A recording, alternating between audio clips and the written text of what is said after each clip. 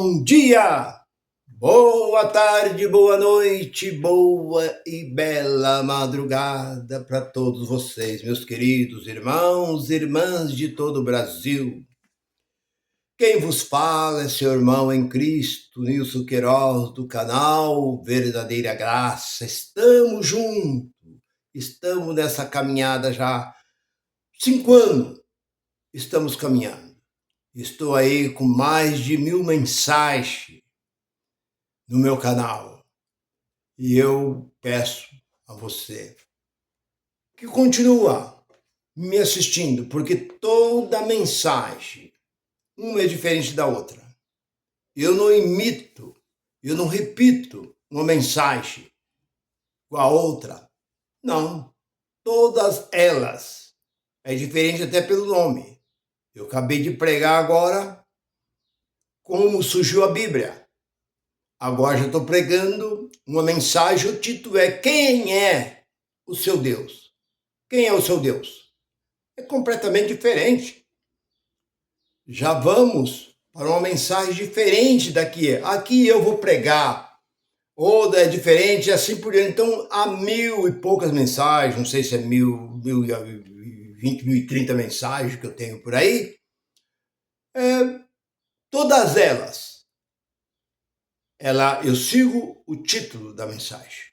Eu trabalho em cima daquele título e eu creio que isso tem agradado muita gente. Eu fico muito grato por você que é inscrito, que escreveu no meu canal, que me segue. Muito obrigado. Como diz aquela música, muito obrigado, amigos meus. Tudo de bom, felicidade. Então, tudo de bom para você, meu irmão, minha irmã, principalmente essa parte do norte que me prestigia, todo o Nordeste.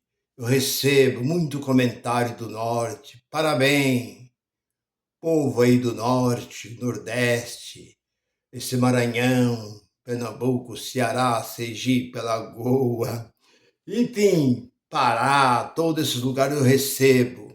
E eu fico muito grato por todos vocês. Que Deus assim conceda bênçãos e mais bênçãos sobre a vossa vida. Então vamos lá, o título da mensagem é essa: onde está o seu Deus? Por que eu estou dizendo isso? Porque hoje nós vemos que as religiões protestantes, os movimentos protestantes, é completamente diferente um do outro. Você pode ver que a Congregação Cristã do Brasil, ela veio para o Brasil em 1910. Iniciou no Paraná. Parece que na cidade Santo Antônio da Platina, uma coisa assim.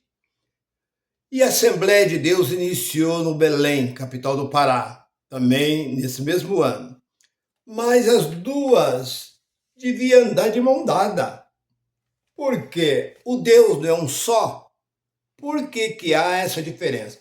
A Igreja Congregação Cristã do Brasil, ela foi fundada lá em Chicago por Luiz Frescan, um italiano. Ele fundou esse movimento numa colônia italiana em 1907. Em 1910 ele veio para o Brasil e aqui ele fundou. Só que ele era um homem contra pastor e era um homem contra dízimo. Ele não tem nada a ver com este livro. Ele veio com a sua doutrina, o seu método de querer fazer algo diferente, que é trazer um povo. No seu entendimento, é como hoje você vê alguns que queira que o povo siga a sua mentalidade, como nós vemos Adolf Hitler. Qual foi a cabeça do Adolf Hitler? Que ele conseguiu fazer um banho de sangue, não só na Alemanha, mas em todo o mundo, por causa do que estava dentro da sua cabeça. Então, nós vemos que esses fundadores de movimento, que a igreja não se funda, porque o único que fundou a igreja foi Jesus. Ele precisou morrer para que a igreja nascesse. Porque se ele não tivesse morrido, a igreja não existia. Porque até Jesus não existia igreja, existia templo. Entenda bem, sinagoga era espalhada por todo Israel. O que quer dizer sinagoga, irmão Nilson? Lugar de ensino. E templo era lugar de adoração. Sinagoga é lugar de ensino e templo é lugar de adoração. Existia um templo que era maior, relíquia. Era uma coisa assim, fora do comum para os judeus. O templo era uma idolatria para aquele povo. Me alegrei quando me disseram, Salmo 121, vamos à casa do Senhor. Onde é essa casa do Senhor? O templo de Jerusalém. Uma coisa pedi ao Senhor e o buscarei, que eu possa estar na casa do Senhor todos os dias da minha vida. Contemplai a sua formosura e aprender no seu santo templo. Salmo 27, versículo 4. Então, meu irmão, de onde partiu? De Davi. Então isso faz com que os homens hoje falem, tá vendo, irmão? O povo valorizava a casa de Deus. Não, Deus não tem casa. Isso já é uma grande mentira. Casa de Deus, não. Porque lá no capítulo 17 de Atos, e versículo 24, Deus não habita em templo feito por mão de homem. Deus habita no templo que somos nós. Primeira carta de Coríntios 3:16. Não sabeis que vós são templo e morada de Deus. Pronto, acabou. Bom, voltando. Então, uma congregação cristã do Brasil instalou aqui no Brasil completamente diferente, colocando homem e mulher separados, separando, enquanto Deus uniu o homem e a mulher lá no Jardim do Éden. Deus poderia ter feito um outro paraíso, um outro local para Eva viver, mas Deus, quando Adão acordou do sono profundo, segundo este livro, estava a mulher do lado dele, a sua companheira estava do lado dele. Então Deus uniu, mas o homem separa. O homem separou. Então vê a inteligência desse tal de Louis Chascan, fundador desse movimento.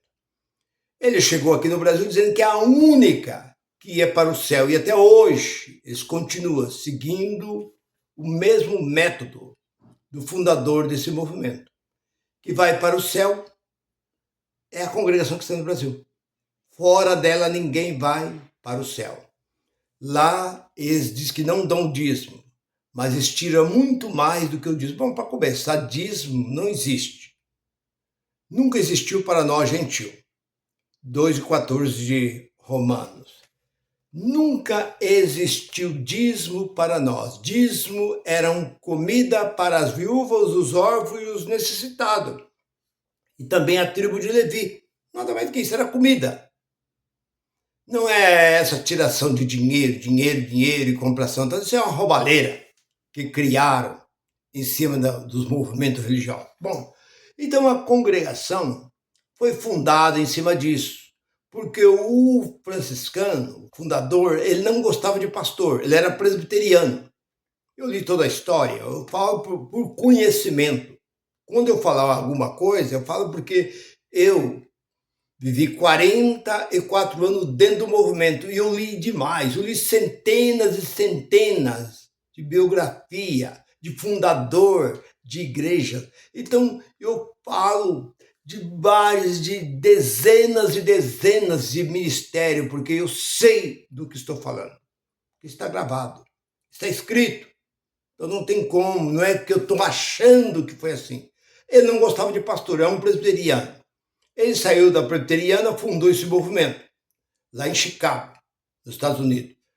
De lá ele era contra, que também não gostava de dar dízimo, ele era mão fechada. E ele chegou aqui no Brasil, mas diferente. Vocês não vão dar o dízimo, vocês vão ter que contribuir. Eles mandam uma carta para a família e tal, e vocês vão ter que contribuir com tanto. Ter que contribuir com tantos milhas de tijolo, com tanto saco de cimento, com tanto isso para construir o templo. Depois que o templo deles está construído, a igreja deles está construída, que é tudo um padrão só, em todo lugar do Brasil. Então essas pessoas agora, os bancos, para ver que os bancos deles são tudo de madeira, é caríssimo aqueles bancos. Cada família tem que dar um banco. As cortinas, os vitrôs, os ventiladores são tudo do povo. O povo quem faz. Eles faz e diz que não existe dízimo. É pior, porque o dízimo, eles dizem que é 10%. Perdão. Diz que é 10% o dízimo. Mas ali eles cobram muito mais. E veio, logo em seguida veio Daniel Berger e Gornavik, missionário da Assembleia de Deus. Eles vieram de Chicago. Chicago, em 1906, veio um pastor da África, acho que da Nigéria, me parece. Pastor negro chegou ali trazendo um movimento de lá da África. E chegou ali e começou a convocar o povo na rua Azusa, um velho armazém. Eu tenho esse livro comigo até hoje. Eu tenho essa revista comigo, tá ele na capa. E ele começou a fazer esse movimento, invocando o povo para receber o batismo do Espírito Santo. Sendo que o batismo do Espírito Santo, que seria um derramamento do Espírito Santo, seria derramado naquele lugar. Agora, o povo começaram a fazer lá gu, como se diz Sérgio Malandro, e começar lá numa enroleira de língua, mas isso era um movimento que veio da África, lá dos local, lá dos movimentos que se fazia na África. E os mesmos movimentos que acontecia na África, ele trouxe para os Estados Unidos. E o povo pegava esse ralabaxala como fosse o segundo mover do Espírito Santo. Deus derramou o Espírito Santo uma vez só. Lá, Joel capítulo 2, versículo 28, nos últimos dias derramarei do meu Espírito. Acabou. Porque ali já estava findando, estava sendo os últimos dias para acontecer o que Deus tinha dito para aquele povo. O povo já estava aguardando, nos últimos dias derramarei do meu Espírito. E acabou. Aí eles pegaram esse movimento e começaram a dizer que esse movimento era o segundo mover do Espírito Santo nos Estados Unidos. E aí começou a vir pessoas, porque naquele tempo era a igreja batista, presbiteriana, metodista, congregacional, as igrejas que não acreditavam, e estava certo eles, nesses movimentos de cura, de falar em outra língua, e de visão, de revelação, eles não acreditavam nisso. Eles diziam que isso foi para os apóstolos, no primeiro século. Isso acabou. Mas como aconteceu ali na cidade de Chicago, então muitos começaram a vir, e esse pastor africano colocava a mão na cabeça de muitos, e muitos começou a falar, e recebi, e outros falavam, e virou aquele negócio como naquele tempo, do tal de G12, no tempo do tremendo, aquelas bobeiras, dente de ouro, aquelas besteiras que andou aqui nos anos 90, aquelas besteiraiadas que vocês viram bem, que teve pastor, foi até ameaçado de morte porque levantou contra esse movimento, vocês conhecem, vocês sabem muito bem. E aí o que aconteceu? Diz que uma profecia se levantou e diz que Daniel Berg e Gornavik viesse para o Belém. Mas Belém fica na Judéia. Mas eles foram olhar no mapa e encontraram uma cidade no Brasil chamada Belém. Ah, então é aqui. Eles pegaram o navio e desceram e vieram para o Belém. No Belém, eles foram recebidos, eu estou abreviando para não... Eles foram recebidos na Igreja Batista, porque o pastor naquele tempo era americano. E eles não falavam o idioma nosso. E eles foram recebidos ali, tal. E eles começou a pregar, ensinar esse blá blá blá, e logo o pastor expulsou eles de lá. E eles foram para... Eu conheço, eu estive até no local, na rua Burquerque, que fica lá no Belém, na Cidade Velha. Cidade, as ruas são tudo de pedra ainda. Ele foi lá, chegou lá, ele começou na casa de uma irmã e de lá tal, fundou um movimento chamado Assembleia de Deus, prometendo batismo no Espírito Santo e que as pessoas só iam para o céu se fosse selado com o Espírito Santo. Se você não for selado com o Espírito Santo, você não vai para o céu, porque uma carta só chega no destino se tiver o selo. Sem o selo, a carta não chega. E o povo se apegaram nisso. Então você vê, congregações e assembleias já começaram no mesmo tempo, mas uma não se dá com a outra. Eu pergunto por quê? O Deus da congregação é um, o Deus da assembleia é outro. Deus da Batista, da Universal, da Mundial, da Deus é Amor, da Quadrangular, e blá, blá, blá, blá. É tudo um Deus diferente. Então, por isso que eu cantei muitas vezes aquela música de onde está seu Deus? Onde está seu Deus? O meu está no céu, também no meu coração. O do mundo está morto, o meu ressuscitou. O deles está morto e o meu ressuscitou. Então, nós cantávamos muito. E eu pergunto, onde está o Deus deste povo? O Deus desse povo, onde eles estão? Porque eles acreditam, eles acreditam que tem um Deus diferente. Porque nós sabemos que a palavra Deus vem de adoração, de obediência, de sacrifício. Deus é um ser que exige obediência, adoração, sacrifício e assim por diante. Então, há milhões, não é milhares, não, milhões de Deus espalhado por toda a face da terra. Mas qual é o Deus verdadeiro? Então, Israel tinha como único e verdadeiro Deus o Deus que fez o céu e a terra.